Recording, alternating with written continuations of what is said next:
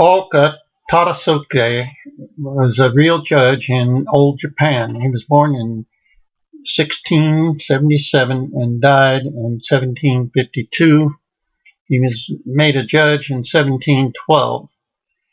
He was very unorthodox in the way that he reached decisions, and some of his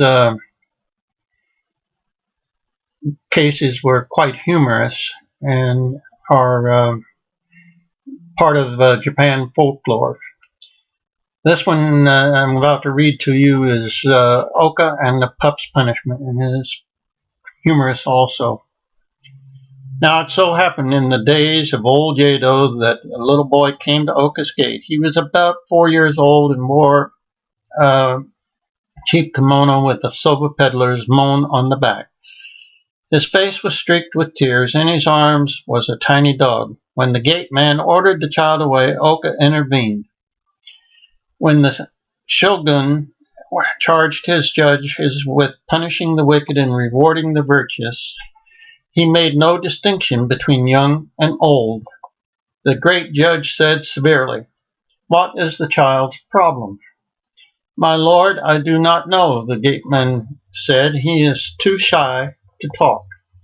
Now OOKA prided himself on his ability to handle children, but even he was unable to penetrate the boy's shyness. "I'm positive the child has been mistreated," OOKA said. "I would be remiss in my duties if I failed to see that justice is done for him." "But Lord OOKA, if the child won't talk, how?" "A great judge does not shirk his responsibility because there are difficulties," OOKA said severely. "Sama, Lord Judge of Souls, forgive me for immodesty, but I consider myself one. So I must resolve this matter. He is wearing the moan of Yasuke, the soba man. Go bring Yasuke here." The servant left and returned shortly with Yasuke and the tea merchant Hanbei. He found them at the corner. They had been pursuing the child, but stopped when he entered OOKA's gate. The soba man apologized because his son disturbed the great judge. OOKA interrupted him. "Why did the child come to me for justice?" "Justice?" Hanbei, the tea seller, interrupted. "Lord OOKA, it is I who need justice, not Yasuke's son Koichi. I was passing Yasuke's shop when that vicious dog he harbors rushed out and tore my fine new hakama. The dog must be destroyed. That is the shogun's law." "My lord," Yasuke said sadly, "I know that is the law. I was going to comply when my son took the dog and fled. I shall punish him for disturbing your honorable honor." OOKA looked from the speaker to the angry tea merchant and then down to the abashed dog in Koichi's arms. According to the law, Hanbei was right. The dog should be destroyed, but OOKA found it hard to reject the dumb appeal in the little boy's wide-eyed stare. "It would seem that Hanbei is right," OOKA said slowly. "But things are not always what they seem. I must investigate." "But Lord OOKA," the rich tea merchant protested, "what is there to investigate?" "The facts," OOKA replied. "Have you ever seen this dog before?" "I have to kick him out of my way every time I come down the street," Hanbei said. "Ah, so," said OOKA. "Now tell me, what happened when this vicious beast attacked you?" "I had just come from the kimono shop where they made this fine new hakama for me I'm wearing. It is a newly developed color. It is very exclusive and expensive.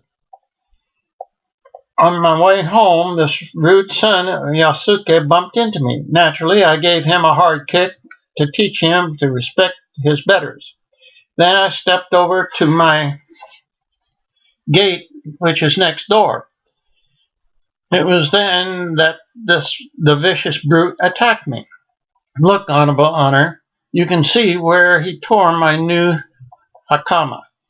OOKA thoughtfully regarded the rent and the cloth. I've never seen such clothes, or quite that color, before, he observed. It is a brand new dye developed by Chobei, the dyer. Hambei said proudly, it is very expensive. I see, OOKA said thoughtfully. And tell me, do you have a dog yourself? I once had one to guard my home from burglars, but I got rid of him. He ate too much.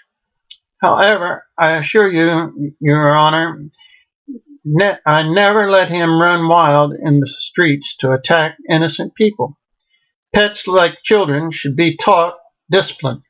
Is that why you go around kicking little boys and dogs out of your path? OOKA asked. It is, my lord, Hambei said firmly. They must be taught respect for a man of my position. Ah, so, OOKA replied. Was your dog green in color? Hambei looked startled. My lord, there's no such thing as a green dog. OOKA smiled blandly. But if you came home one evening and found him green, what would you have thought? What? Why, I don't know. I suppose I would not have believed that he was my dog. Exactly, OOKA said firmly. You would have not have recognized your dog if he had changed color. Now, how can you expect this puppy, who presumably has even less sense than you, to recognize you when you've changed from your usual brown hakama to a green one? But, Lord OOKA, I see it clearly now, OOKA replied blindly.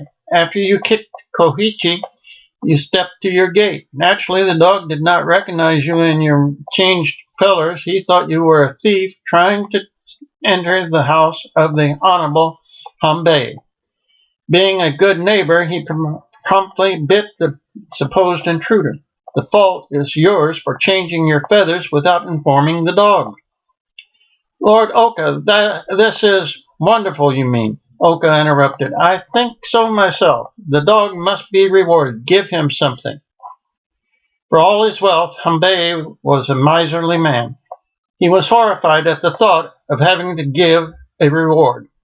Lord OOKA, I'm too poor to afford rewards, especially when I'm not sure one is called for. Oh, you don't have to be sure. I'm sure that, and that settles it. The shogun's law charges his judges with punishing wickedness and rewarding virtue. The dog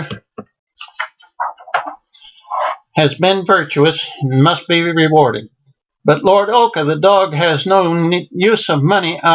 Who said he did? Suppose you do this. Each time you pass him hereafter, pat his head instead of kicking him. You might also say a kind word to his master. I am told that dogs are especially fond of kindness toward their young owners. This Hambei was forced to do, although it displeased him greatly. However, after several months of enforced kindness, the boy and the dog, he found himself welcoming the sight of them. And it so happened that all three became the best of friends.